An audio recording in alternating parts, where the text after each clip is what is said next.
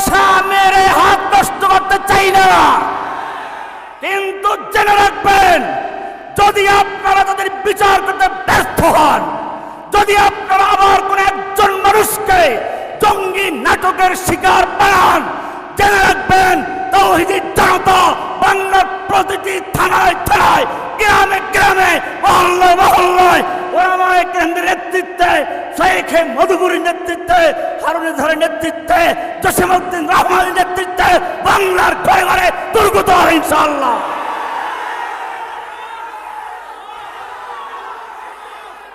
Doctor Yunus সাহেব, আপনাকেও তো চোর বানিয়ে লোহার খাঁচায় ঢুকিয়েছিল, আপনার দাবি মিথ্যা নয়।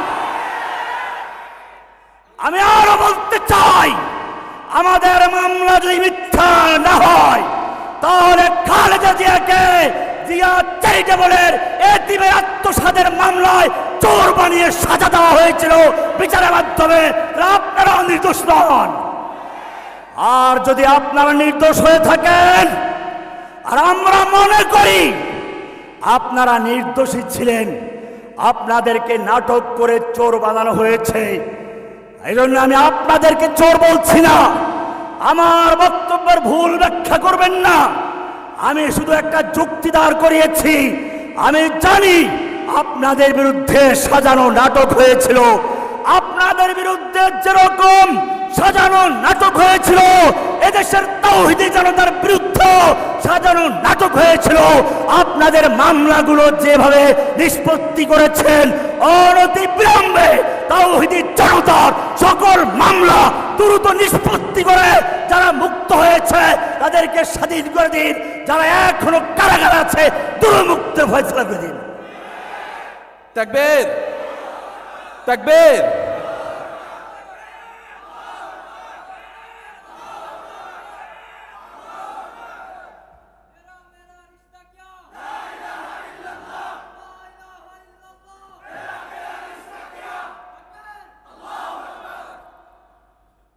আসসালামু আলাইকুম ওয়া রাহমাতুল্লাহি ওয়া বারাকাতুহু।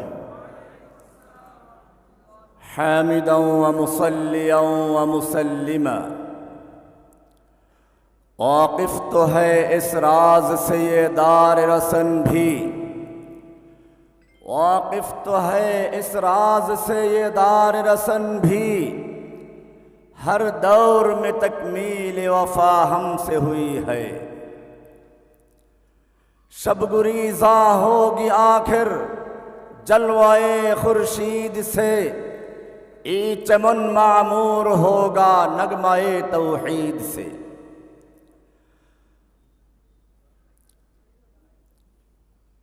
ওলামা জনতা ঐক্য পরিষদ কর্তৃক আয়োজিত অত্যকার এই মহতী সেমিনারের সম্মানিত সভাপতি, মজলুম কারাবন্দীদের অভিভাবক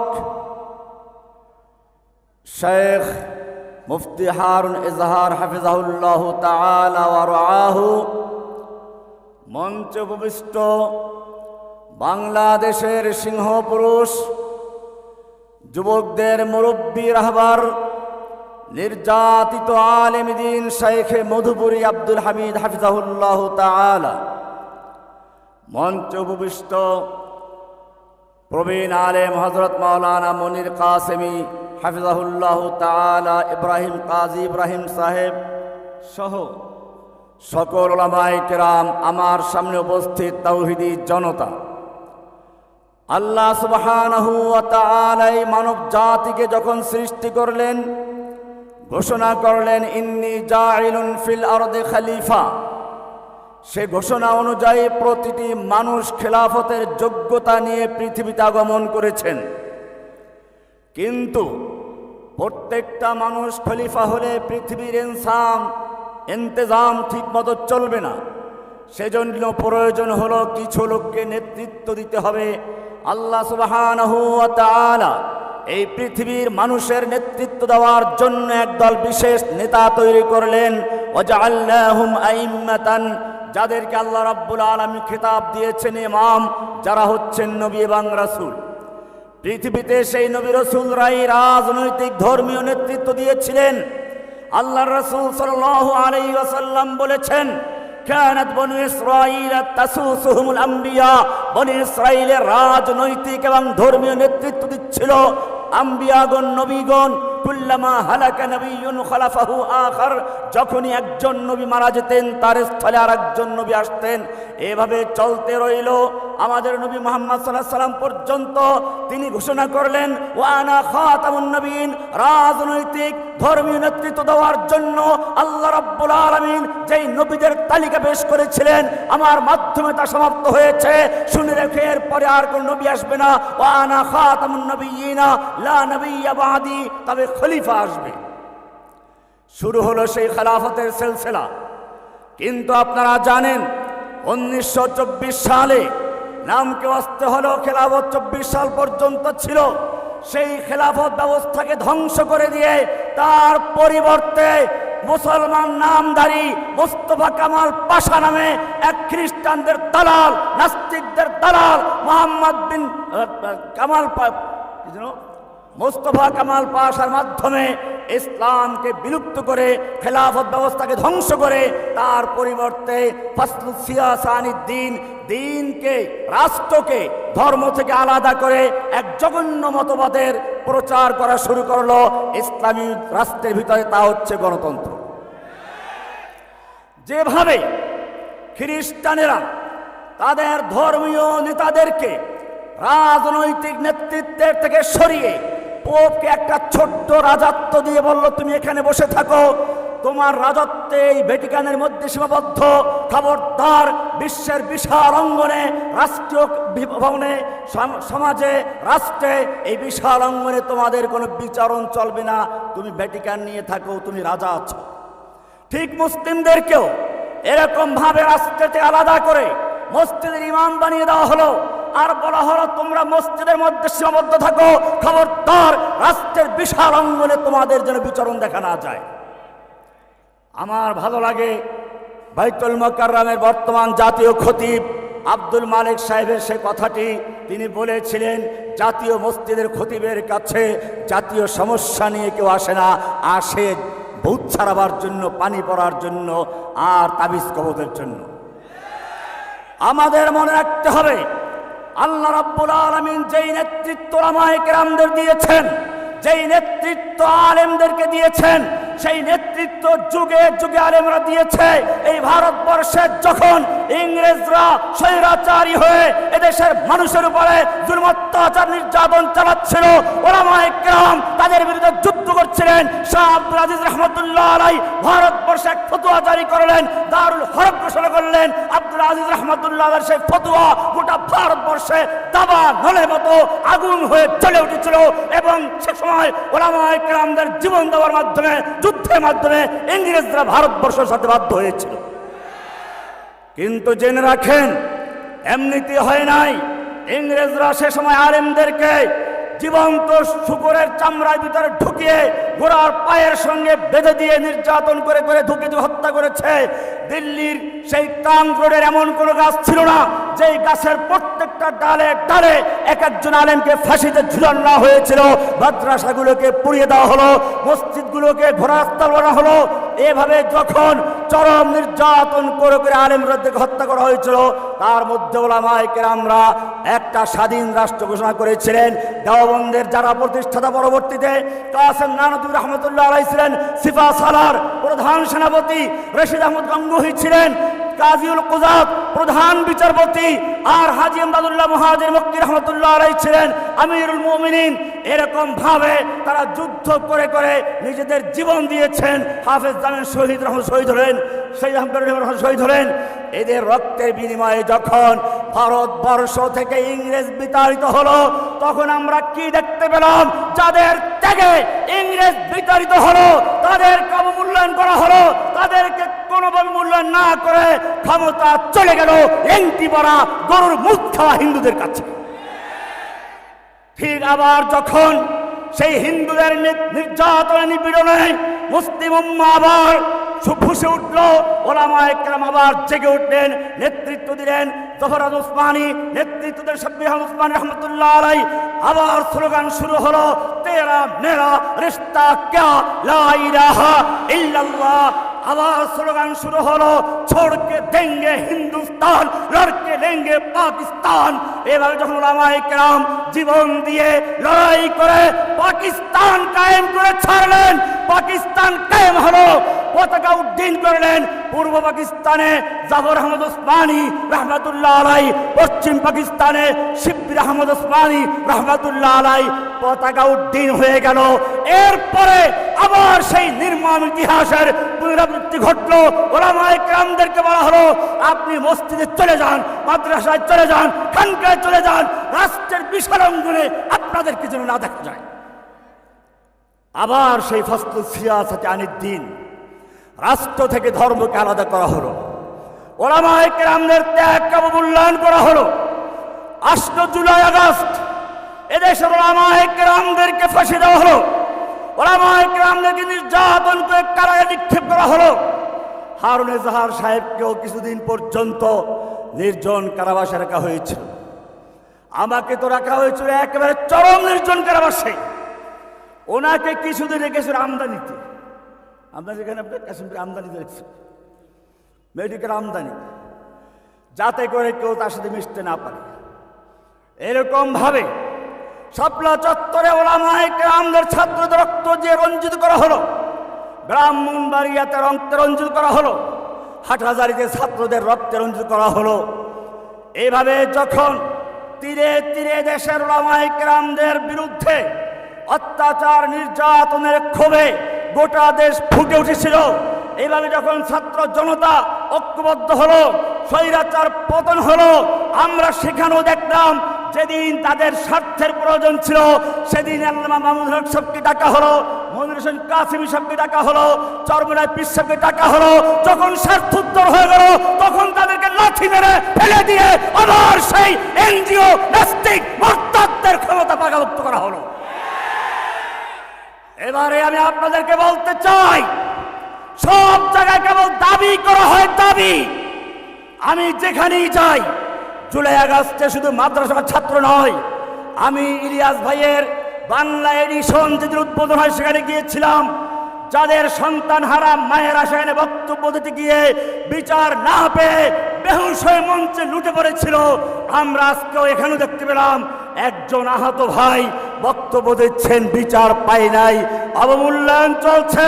আমি জিজ্ঞেস করতে চাই, যাদের রক্তের উপরে ভিত্তি করে আজকে যারা ক্ষমতা আসলো, তারা তাদের কোনো মূল্যায়ন না করে, তাদের অবমূল্যায়ন করে, তাদের কথায় এখন টিকে আছে। আমরা তাদের কাছে কিসের দাবি বাঁচাবো? আমরা দেখলাম যেই স্বৈরাচারের বিরুদ্ধে আমরা আন্দোলন করেছিলাম, যেই স্বৈরাচার এদেশ থেকে ইসলামকে নির্মূল করার নীল নকশা এঁকেছিল, যে স্বৈরাচার ভারতকে প্রতিষ্ঠা করার জন্য চক্রান্ত করেছিল, যেই স্বৈরাচার এদেশের তাওহীদি আলেমদেরকে, তাওহীদি জনতাকে জঙ্গি নাটক সাজিয়ে কারাগারে বন্দী করেছিল, বর্তমানে সেই ওলামায়ে কেরামদের ত্যাগের বিনিময়ে যে সরকার আসলো, তারাও সেই একই নাটক শুরু করেছে, আবার জঙ্গি নাটক শুরু করেছে। আবার সেই নাস্তিক বলগার মোরতাদদেরকে উস্কে দিয়েছে। এত বড় দুঃসাহস দেখিয়েছে প্রফেসর মাহতাব, আসিফ মাহতাব এবং ডক্টর সরোয়ারের নামে পর্যন্ত সরাসরি মৃত্যু হত্যার হুমকি দিয়েছে। আমি জিজ্ঞেস করতে চাই, যদি কোনো মাদ্রাসার ছাত্র কোনো আলেম এই কাজ করত, এখন তাকে মামলা দিয়ে গ্রেফতার করে রিমান্ডে নিয়ে তাকে নির্মম অত্যাচার করা হতো। কিন্তু ডক্টর আসিফ মাহতাবকে, ডক্টর গোলাম সরোয়ারকে যারা হুমকি দিল, তাদেরকে এখনো কেন গ্রেফতার করা হয় নাই? কেন তাদেরকে এখনো রিমান্ডে নেওয়া হয় নাই? কেন তারা এখনো বাংলার জমিন হাঁটাচলা করতে পারে? আমার ভাইরা যারা হাসিনার মিথ্যা মামলায় কারাগারে গেল, আমরা কারাগারে বসে শুনতে পেয়েছিলাম হাসিনার সময়ে যত আইসিটি মামলা আছে, সন্ত্রাস বিরোধী মামলা আছে, সব মামলা তুলে নেওয়া হবে। আমরা খুশি হয়েছিলাম, কিন্তু কি দেখতে পেলাম? আমরা দেখতে পেলাম সেই মামলা তো উদ্ধ হয় নাই, বরং নতুন করে জঙ্গি মামলা সাজিয়ে আবার নিরীহ মানুষদেরকে গ্রেপ্তারের পায়তারা করা হচ্ছে। আমরা এই জন্য এই আন্দোলন করি নাই, এজন্য আমাদের ভাইয়েরা রক্ত দেয় নাই। কাজী বর্তমান সরকারকে আমরা স্পষ্ট জানিয়ে দিতে চাই, আমরা নিজেদের হাতে বিচার তুলে নিতে চাই না। আমরা চাই না এই নাস্তিক মোরতাদের চুনোপুটিদেরকে নিজের হাতে বিচার নিয়ে হাত রঞ্জিত করতে। আমরা মশা মেরে হাত নষ্ট করতে চাই না। কিন্তু জেনে রাখবেন, যদি আপনারা তাদের বিচার করতে ব্যর্থ হন, যদি আপনারা আবার কোন একজন মানুষকে জঙ্গি নাটকের শিকার বানান, জেনে রাখবেন তাওহীদি জনতা বাংলার প্রতিটি থানায় থানায়, গ্রামে গ্রামে, মহল্লায় মহল্লায় ওলামায়ে কেরামের নেতৃত্বে, শেখে মধুপুরীর নেতৃত্বে, হারুন ধরের নেতৃত্বে, জসিমউদ্দিন রহমানের নেতৃত্বে বাংলার ঘরে ঘরে দুর্গত হবে ইনশাআল্লাহ।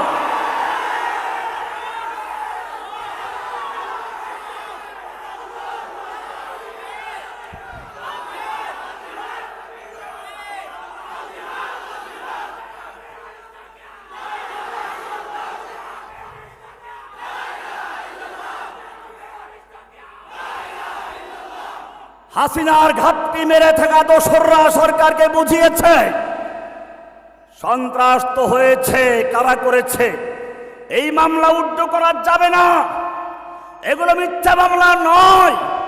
আমি জিজ্ঞেস করতে চাই, আমাদের মামলা যদি মিথ্যা না হয়, হাসিনা আমাদের বিরুদ্ধে মামলা করেছে তা যদি মিথ্যা না হয়, ডক্টর ইউনূস সাহেব আপনাকেও তো চোর বানিয়ে লোহার খাঁচায় ঢুকিয়েছিল, আপনারটা মিথ্যা নয়।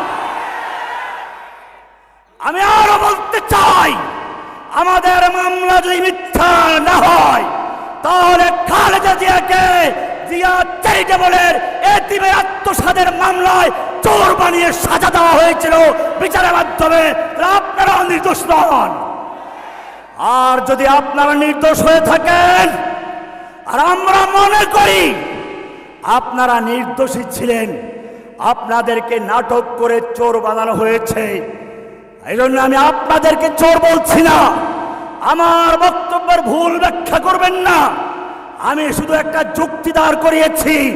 আমি জানি আপনাদের বিরুদ্ধে সাজানো নাটক হয়েছিল, আপনাদের বিরুদ্ধে যেরকম সাজানো নাটক হয়েছিল এদেশের তাওহীদি জনতার বিরুদ্ধে সাজানো নাটক হয়েছিল। আপনাদের মামলাগুলো যেভাবে নিষ্পত্তি করেছেন, অনতি বিলম্বে তাওহীদি জনতার সকল মামলা দ্রুত নিষ্পত্তি করে যারা মুক্ত হয়েছে তাদেরকে স্বাধীন করে দিন, যারা এখনো কারাগারে আছে দ্রুত মুক্ত ফয়সালা করে দিন। আর যদি মুক্তি না করে, আমি আমার তাওহীদি জনতাকে বলি, যদি প্রয়োজন হয় এই কারাগারে বন্দী ভাইদের মুক্তি করার জন্য আবার রাজপথে নেমে বুকের তাজা রক্ত ঢেলে দিতে পারে, তোমরা তৈরি আছো কিনা ইনশাআল্লাহ? अब हमारा एक ही काम, अब हमारा एक ही काम, इंतकाम इंतकाम। अब हमारा एक ही काम, কিন্তু মনে রাখতে হবে আমাদেরকে বিচ্ছিন্ন করার চক্রান্ত হচ্ছে, কুফফারদের কৌশল হচ্ছে মুসলিম দেশগুলো যাতে ঐক্যবদ্ধ না হতে পারে সেজন্য আন্তর্জাতিকভাবে একটা দলের বিরুদ্ধে আরেকটা দলকে খেপিয়ে দাও, যুদ্ধ লাগাও এবং একটা দলের কাছে অস্ত্র বিক্রি করে দাও। ইরাক এবং ইরান যুদ্ধ 8 বছর চলেছে, যারা পুরাতন যারা জানেন। এরপরে দেশের ভিতরে তাদের চক্রান্ত হচ্ছে মুসলিম দলগুলো যাতে ঐক্যবদ্ধ না হতে পারে সেজন্য এক দলের বিরুদ্ধে আরেক দলকে লেলিয়ে দাও।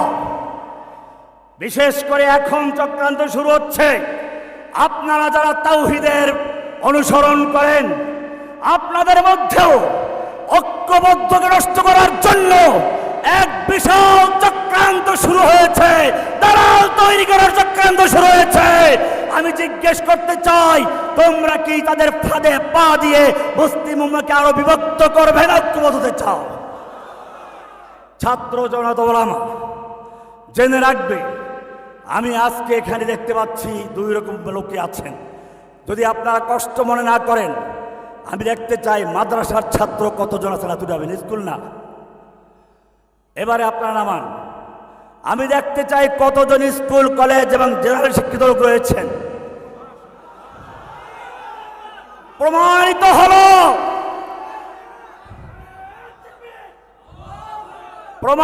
হলো আজকের এই সম্মেলন এসএম বা মুসাম্মা ওলামা জনতা নামে সম্মেলন ডাকা হয়েছে।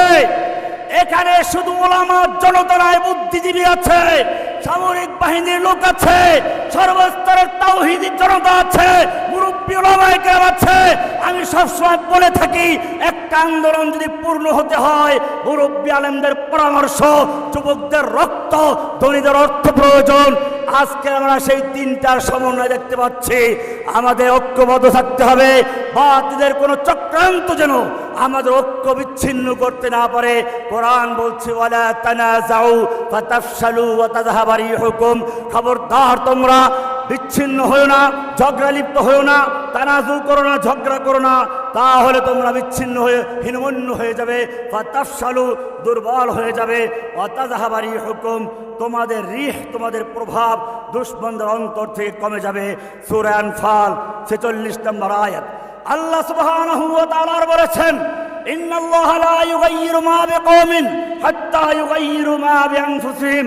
আল্লাহ তাআলা কোনো জাতির ভাগ্য পরিবর্তন করেন না, অবস্থা পরিবর্তন করেন না, যতক্ষণ পর্যন্ত তারা তাদের নিজেদের ভিতর পরিবর্তন না করে। বোঝা গেল আমাদের পরিবর্তন আনতে হবে।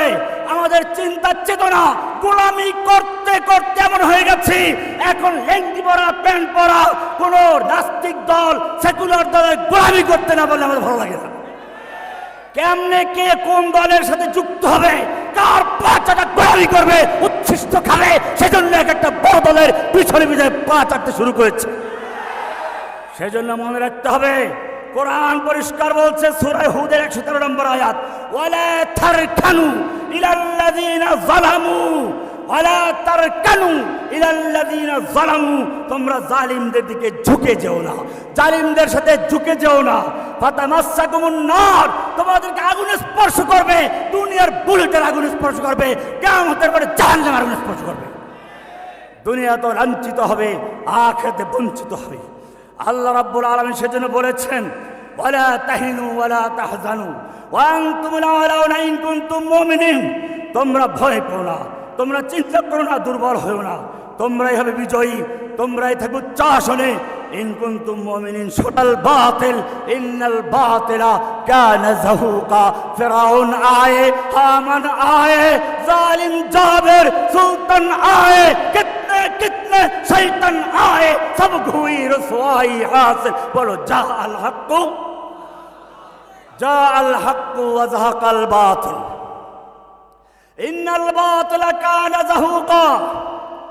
जिन्ना आए, मूजिब आए, हसीना आए, कौवा कादर खैरुल आए, मानिक नौफल पालक आए, कामल आनिस मोनिर आए, कितने कितने शैतान आए, सबको हुई रसवाई हासिल। जाअल हक व ज़हक़ल बातिल। तिलकाल अय्यामु नुदाविलुहा বাইনান নাস। সেজন্য তোমাদের মনে রাখতে হবে, বদরের যুদ্ধে একদিকে আবু জাহেল বলছে উলু হুবাল, জয় হুবাল। আল্লাহ রাসূল বলছেন, বলো আল্লাহু আকবার, আল্লাহ মহান। ওরা বলছে লানাল উজ্জা ওয়ালা উজ্জা লাকুম, আমাদের উজ্জা আছে, আমাদের অস্ত্র আছে, আমাদের শক্তি আছে। হাসিনা বলছে আমাদের ভারত আছে, আমাদের পারমাণবিক বোমা আছে, আমাদের 2 লক্ষ সৈনিক আছে। আমরা বলবো কি, আল্লাহ বলছেন যালিকা বিআন্নাল্লাহা মাওলাল্লাযীনা আমানু ওয়া আন্নাল কাফিরিনা লা মাওলা লাহুম।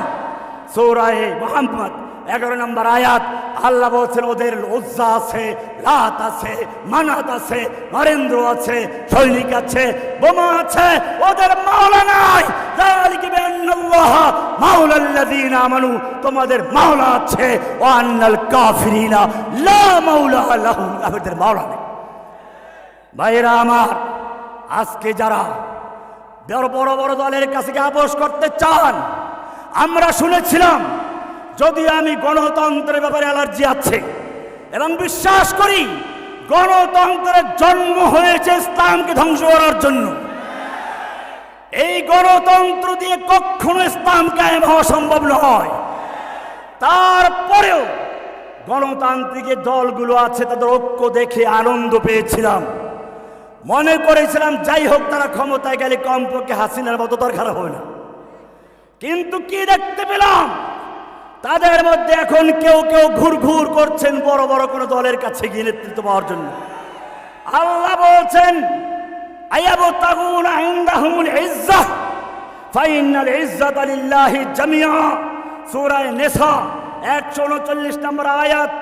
আল্লাযীনা ইয়াত্তাখিযুনাল কাফিরিনা আউলিয়া মিন দুনিল মুমিনিন, যারা মুমিনদেরকে বাদ দিয়ে কাফেরদেরকে অভিভাবক বানায়, বন্ধু বানায়, যাদের সাথে ঐক্যজোট করে, আল্লাহ বলেন ইয়াবতাগুনা ইনদাহুল ইজ্জাহ, তারা কি ওদেরকে ইজ্জত চায়, সম্মান চায়, ক্ষমতা চায়।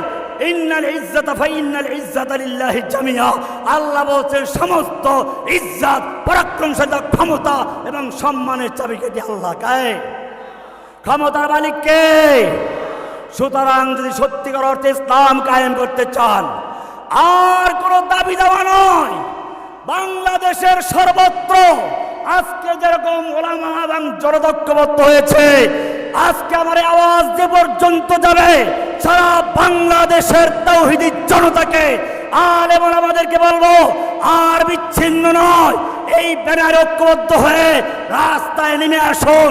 ইনশাআল্লাহ আমরা কারো কাছে দাবি আদায় করে নয়, নিজেরা ক্ষমতায় গিয়ে ক্ষমতা দখল করে এরপরে আমাদের ভাইদের মুক্ত করব, এরপরে কোরআন রাজ করব ইনশাআল্লাহ।